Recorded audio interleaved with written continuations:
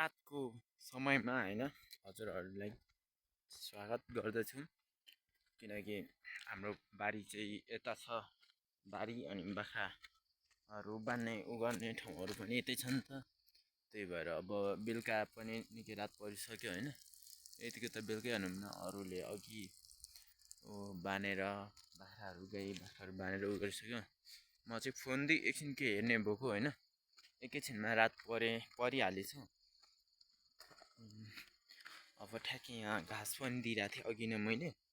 अनि अघि नै दिइरहेको थिएँ क्या यहाँनिर आएर खाँदै रहेछन् बाख्राहरूले चाहिँ अब यिनीहरूलाई नि हुने बेला भयो तिनवटा आएको रहेछ अब यिनीहरूलाई चाहिँ यहाँनिर अरूलाई चाहिँ अघि थुनिसकेको अब यिनीहरूलाई थुन्नु भयो क्या यहाँनिर रहेछन् सबैजना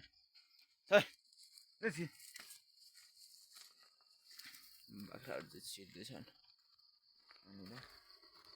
कतिवटा आएन भन्ने गन्छु म चाहिँ यहाँबाट भित्रै छिर्नु हुन्छ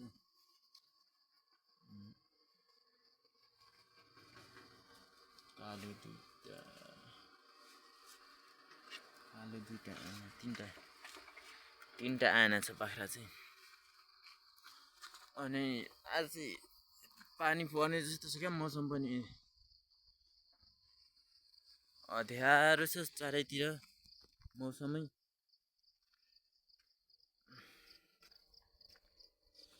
फेरि यो बेले गर्दाखेरि अलिक अनिन्दो होइन निद्रा नपुग्ने जस्तै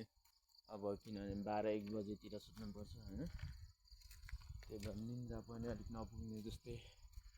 भइरहेछ जस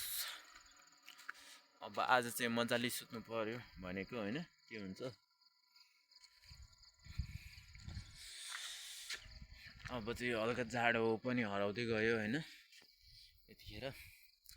अलिक त्यो पहिलाको जस्तो जाडो छैन अहिले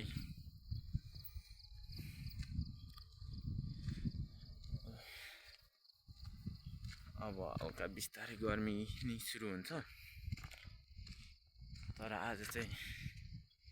हल्का हावा चलिरहेछ क्या त्यही भएर